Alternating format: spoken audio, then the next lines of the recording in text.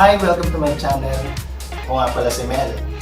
Today, i-demonstrate po namin sa inyo ang aming dalawang version ng homemade chocolate spread. Since sa quarantine po sa panahon ngayon, kaya nagiging creative po ang karamihan ng magulang para sa kanilang mga anak. So gusto po namin i-share ito sa inyo dahil giliw na giliw po ang aming mga anak sa chocolate spread na ito. Umpisa na natin.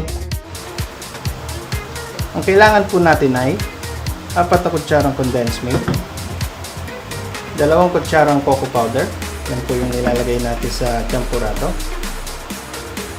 2 kutsarang butter.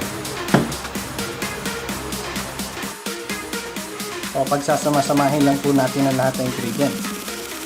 Lagay na po natin ang ating condensed milk.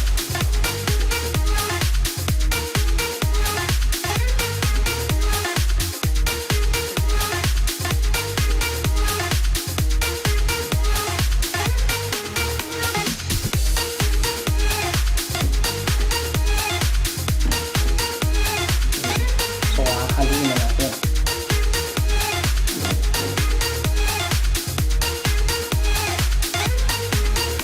Haluin lang natin hanggang matunaw yung cocoa powder.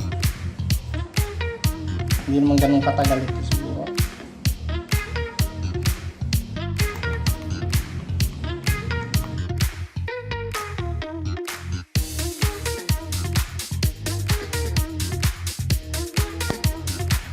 Sa ating pangalawang version naman, kailangan natin ng 4 na kutsarang cream o kaya all-purpose cream, pwede rin yung nasa lata, 4 na kutsarang asukal, white sugar, at 2 kutsarang cocoa powder ulit.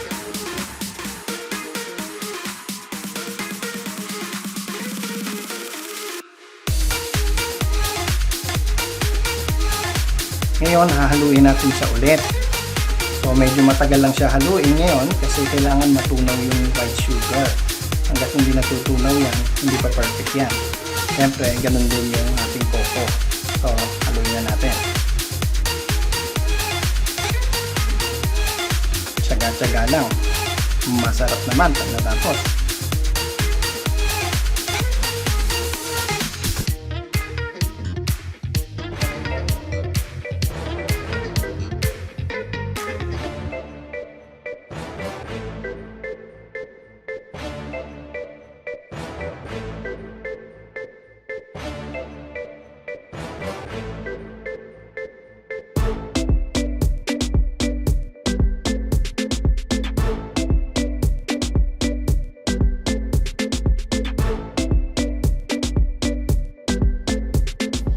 Maraming salamat po sa inyong panonood. Huwag niyo pong kalimutang mag-like, subscribe, and see you on my next video.